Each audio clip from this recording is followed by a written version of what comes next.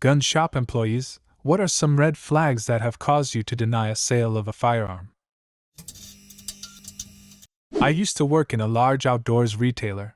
I had a man come in for a gun that refused to give me his ID. Also didn't want to give me his name, address, date of birth, or any other info. He said he should just be able to answer the questions on the background check and that should be all I needed. Sale denied. Finally, one that I can answer. I was living in Alaska for a year and picked up a part-time job in the winter as a gun counter clerk at a national sporting goods chain. One slow evening a kid comes in, by kid I'm talking college-aged, and starts staring into the pistol case. I ask him if he wants to see one and that I'd need his ID to verify his age, etc. All's going well. It's obvious he's new to guns. I ask him what his intended purpose and use was in order to find what might suit his needs.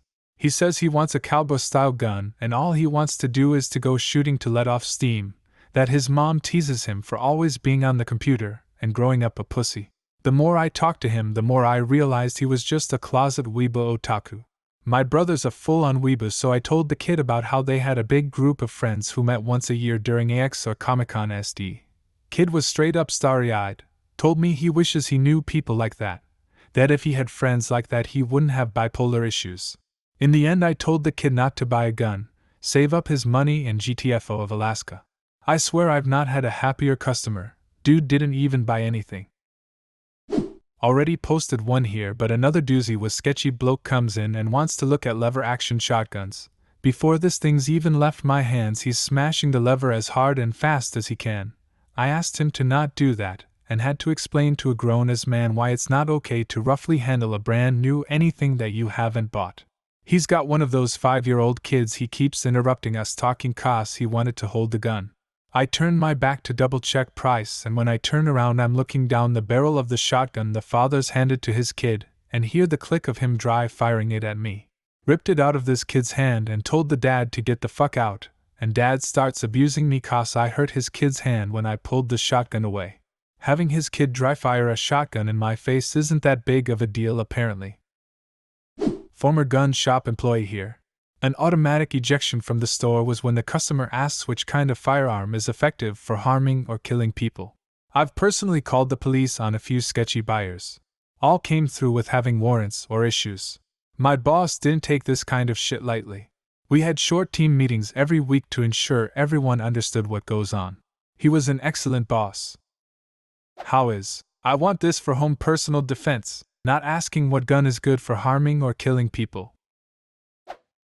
Concerns for home defense aren't just lethality, but noise, portability, reliability, and penetration. You don't want to go deaf, blind, and shoot through to your kid's room with an unwieldy man-killer. Guy walked in wearing a bulletproof vest. Never bought a gun before, better look safe and experienced. We get lots of people who use us for transfers. They buy online and then the gun comes to us and we handle the background check. One guy had done a transfer with us previously, and I got a bad feeling about him. Nothing concrete, he just bugged me.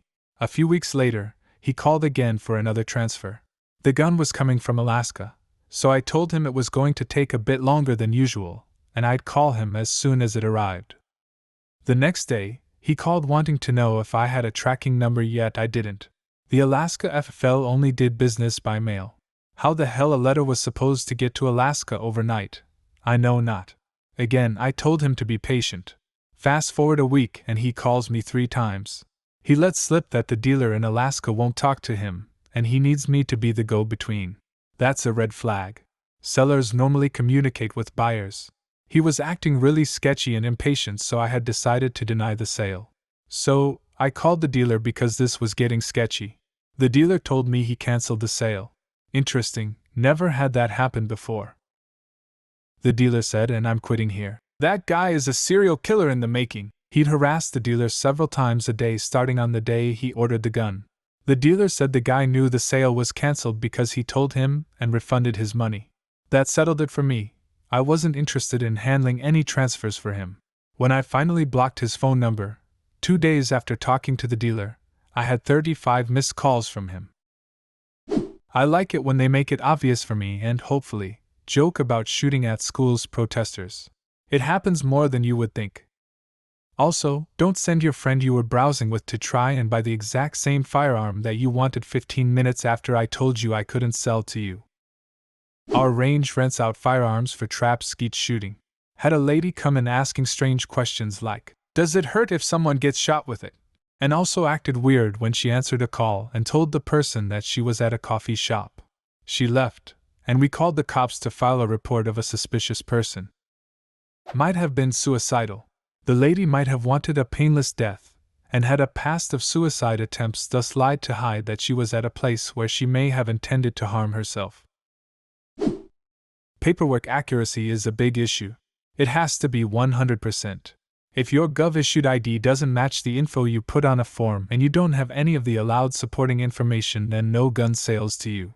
Had one guy come in only with the title to his car. No Gov-issued photo ID. He spouted some BS about sovereign citizen blah blah. We took his info and blacklisted him in the computer. We didn't want to be associated with that type of folks. We would also ask what the intended use was for and lead them with a certain hunting season.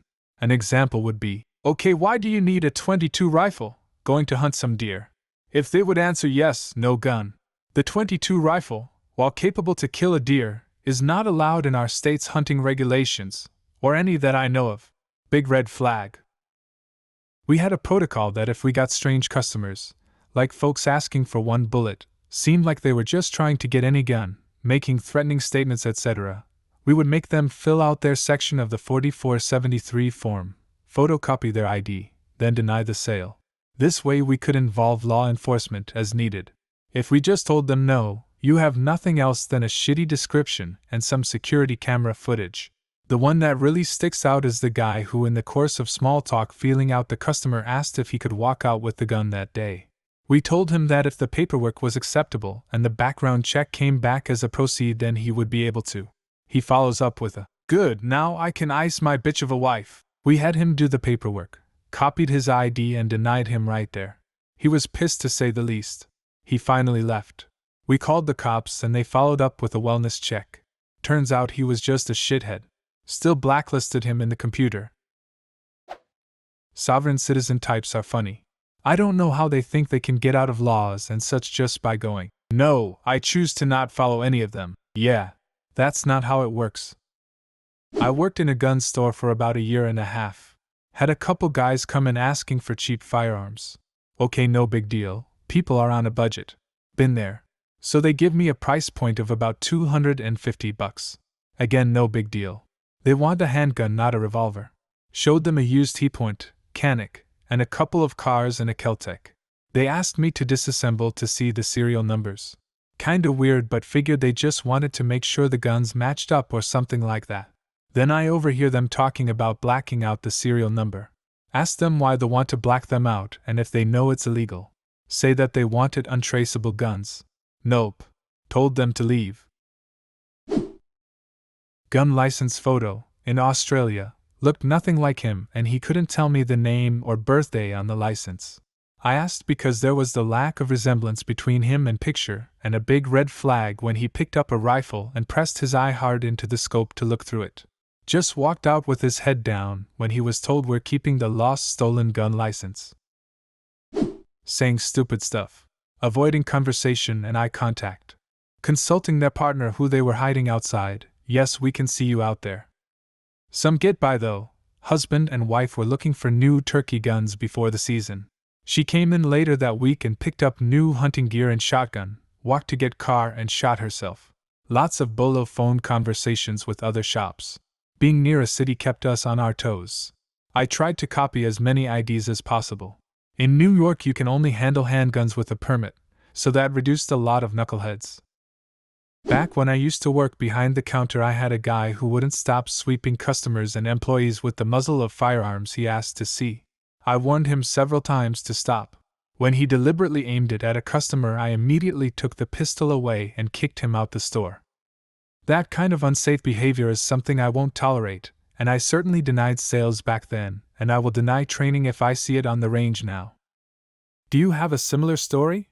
Leave a comment and subscribe to the channel if you want to see more videos like this one.